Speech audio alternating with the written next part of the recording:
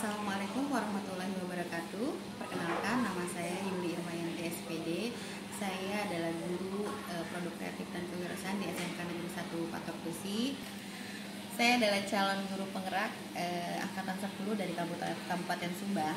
Nah, kali ini saya akan melakukan praktik rangkaian supervisi akademik dalam pembelajaran dengan menggunakan paradigma berpikir coaching dan melakukan refleksi terhadap praktik supervisi akademik tersebut. Saat ini saya bersama rekan saya, Ibu Santi Hidayat. Beliau adalah guru seni budaya di SMK Negeri 1 Patok Besi. Baik Bu Santi, bagaimana kabarnya hari ini? Alhamdulillah, kabar saya baik. Ibu, bagaimana kabarnya? Alhamdulillah, saya pun baik Bu Santi. Bu Santi, nanti saya akan mengamati bagaimana jalannya proses pembelajaran yang Ibu lakukan di kelas ya. Dan sekarang izinkan saya untuk menjelaskan terlebih dahulu tujuan dilakukannya supervisi ini. Jadi tujuan dari supervisi yang akan kita lakukan ini adalah untuk meningkatkan kualitas proses pembelajaran, antara lain dengan memberikan masukan, kemudian juga membimbing dan mengembangkan kemampuan Bu Santi sehingga kompetensi Bu Santi ini semakin meningkat lagi dan dapat memberikan pembelajaran yang lebih bermanfaat untuk murid-murid kita. Namun sebelum kita mulai sesi supervisi, hal pertama yang akan kita lakukan adalah percakapan praobservasi terlebih dahulu sebagai bentuk persiapan agar Bu Santi lebih siap nanti dan lebih percaya diri ketika melakukan kegiatan belajar mengajar di kelas. Nah, untuk pertanyaan pertama, Bu, materi apa yang akan Bu Santi ajarkan ketika nanti sesi observasi?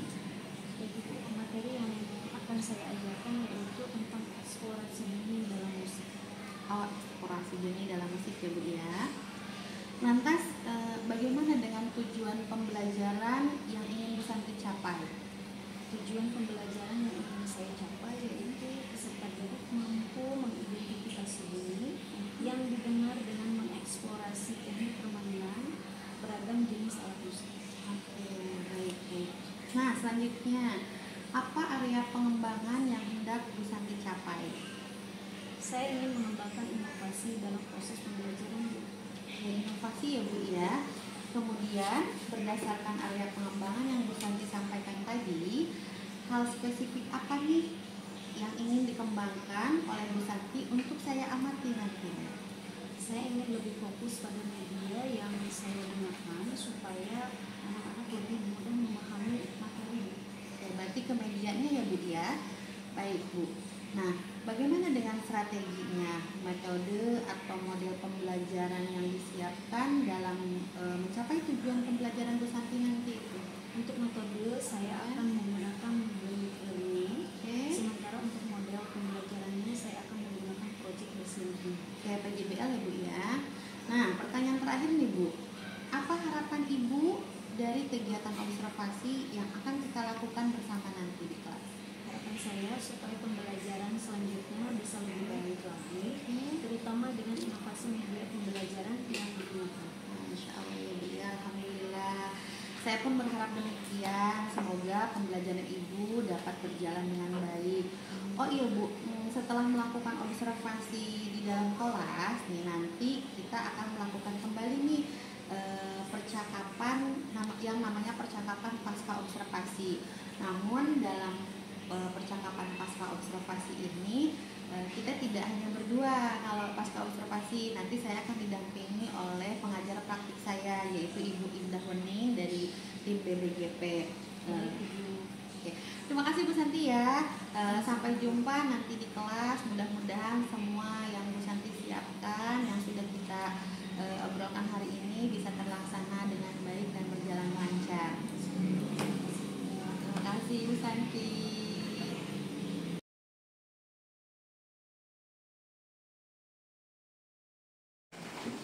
Sebelum belajar, marilah kita berdoa. Berdoa mulai.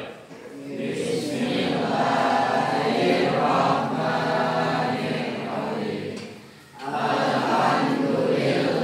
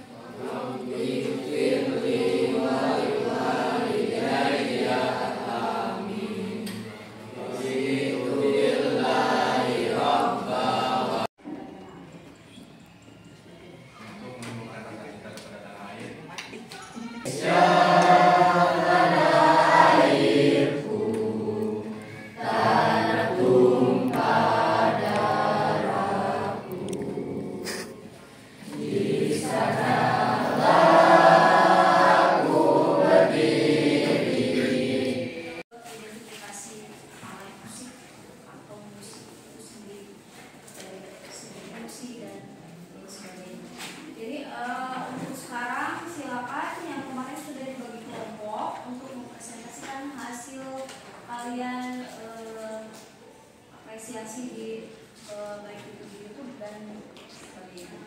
Silakan untuk kelompok 1. Assalamualaikum warahmatullahi wabarakatuh. Kami dari kelompok 1 yang beranggotakan Dias, saya sendiri Dendra dan Ratu dan Jasmia. Di sini kita akan mempresentasikan mengenai tentang sejarah gamelan di Jawa Tengah.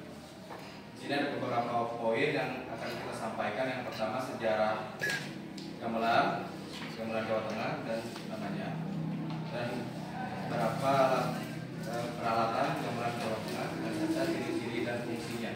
Dan yang terakhir perbedaan gamelan Jawa Tengah dengan gamelan yang lainnya. Oke. Untuk penjelasan sejarah gamelan Jawa Tengah akan dibacakan oleh Dias.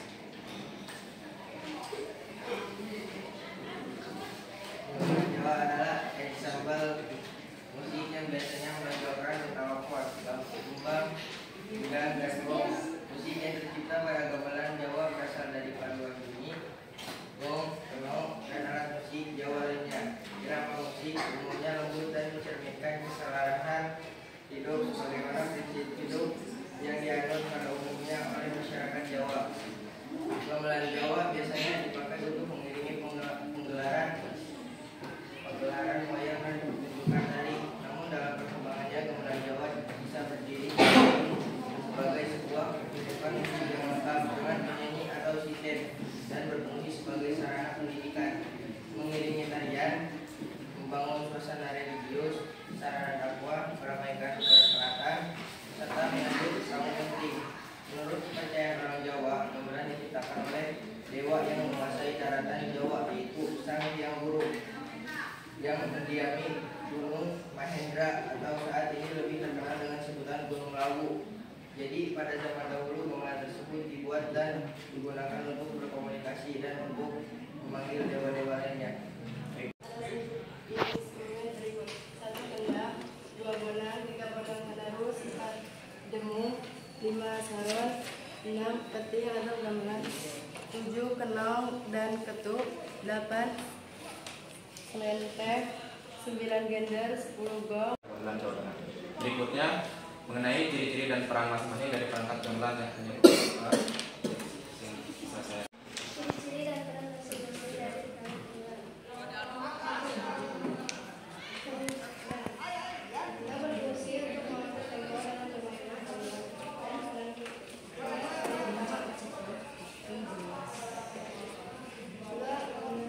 dan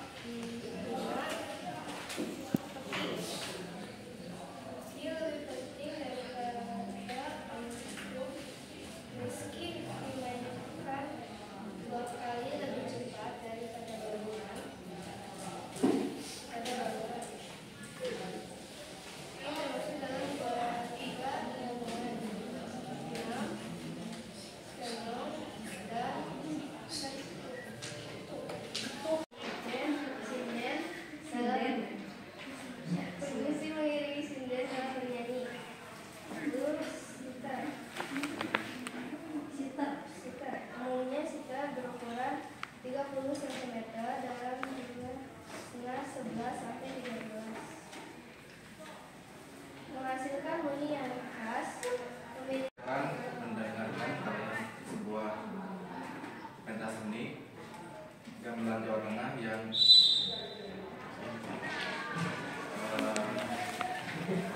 saat pada putar pada wayang kulit. Silakan simak.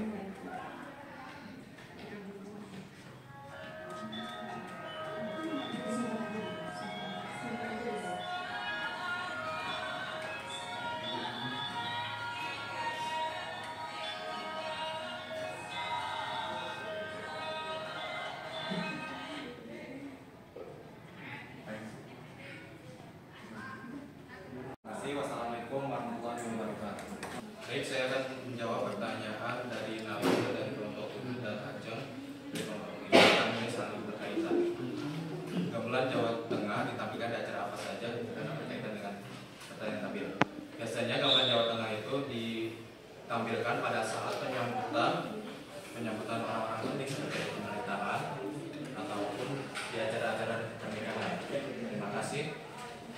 Terus dari Bintan yang menanyakan, sebutkan contoh gamelan Jawa Tengah. Yang seperti tadi kita presentasikan, gamelan Jawa Tengah terdiri atas instrumen ada kendang, bonang penerus, demung, saron, peki, kenong dan ketuk, senten, gender, gong, gambang, rebab dan lainnya. Terima kasih.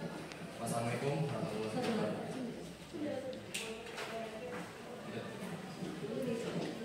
Ada lagi yang mau ditanyakan? Tidak?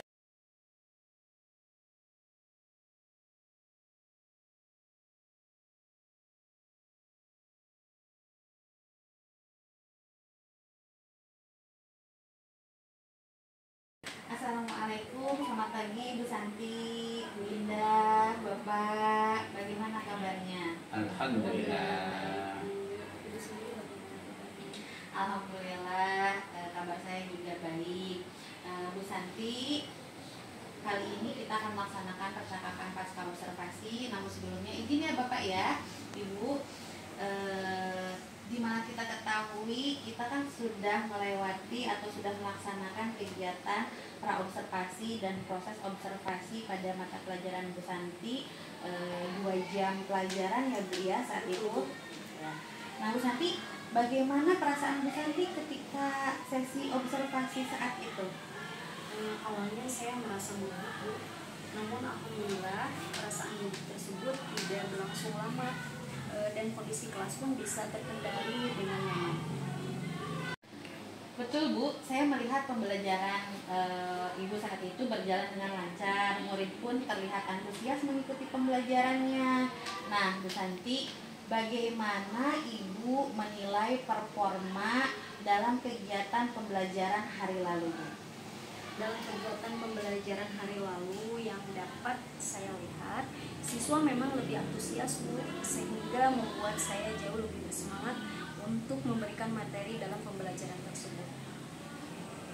Nah baik Bu Santi, boleh saya menyampaikan hasil pengamatan saya? Tentu saja boleh Bu. Oke.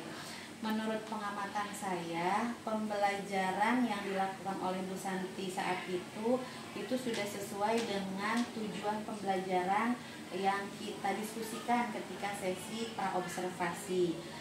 Jadi sudah sesuai gitu ya Bu ya.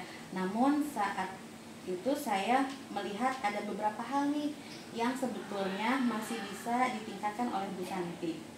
Terima kasih Bu atas umpan balik yang positif. Saya merasa senang. Lantas apa saja Bu yang harus saya tingkatkan? Oke, baik.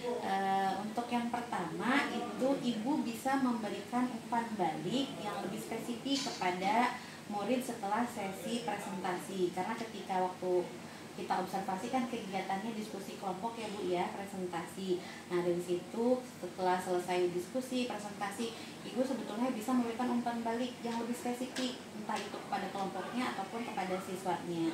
Kemudian yang kedua, Ibu bisa memanfaatkan aplikasi Canva salah satunya ketika membimbing pembuatan bahan presentasi, sehingga presentasi yang dilakukan oleh anak itu terlihat lebih menarik.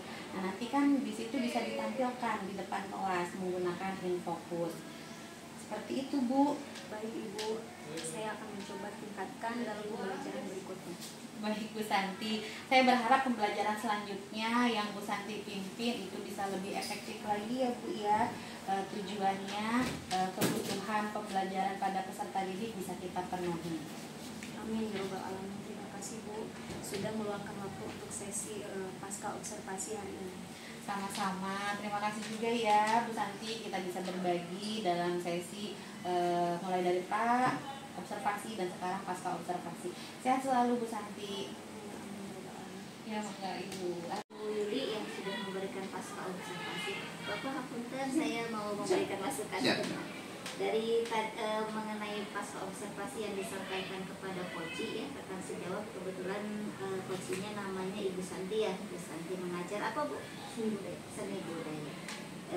Sudah diobservasi ya sama Bu Yuli.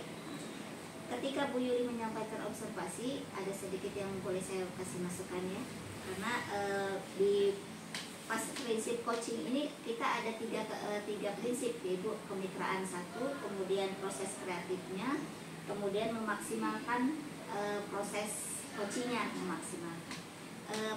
Ada beberapa yang sudah masuk ke dalam kriteria ini, cuman semisal gini, Ibu menanyakan kabar tentang coaching, keadaan kesiapannya, itu sudah ada. Kemudian membahas tentang tujuan pembelajaran dan memberikan masukan terhadap pembelajaran observasi yang sudah dilakukan Ibu Duli, itu sudah ada. Dan tadi terkait umpan balik ya, menambahkannya itu memang ada.